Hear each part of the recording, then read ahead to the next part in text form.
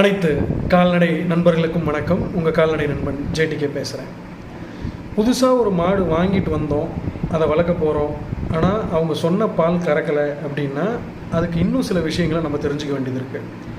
நீங்கள் வாங்கிட்டு வந்த இடத்துலேருந்து, வாங்கிட்டு வந்த விவசாயிகிட்டேருந்து, இல்லை வாங்கிட்டு வந்த தரகர்கிட்டேருந்து அவங்க என்ன தீவனம் கொடுத்தாங்க, என்ன மாதிரி தீவன முறைகளை ஃபாலோ பண்ணாங்க. லைக் ஃபார் எக்ஸாம்பிள், காலையில் தண்ணி வைக்கிறது, தவுட்டு தண்ணி வைக்கிறது, சாதா தண்ணி வைக்கிறது, இது மாதிரி என்னென்னலாம் அவங்க ஃபாலோ பண்ணாங்களோ அது எல்லாத்தையுமே நீங்கள் நோட் பண்ணிவிட்டு வந்து அதே மாதிரி இங்கேயும் கொடுக்க பார்க்கணும்.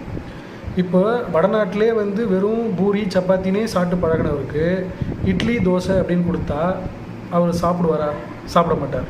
அதே மாதிரி தான் மாடுகளும் அது சாப்பிட்டு பழகின தீவன வகைகளை நம்ம தெரிஞ்சுட்டு முதல் ஒரு வாரத்துக்கு நம்ம அதை கொடுத்து படிப்படியாக தான் அதை நம்ம தட்பவெட்ப சூழ்நிலைக்கு பழக்கணும். நன்றி.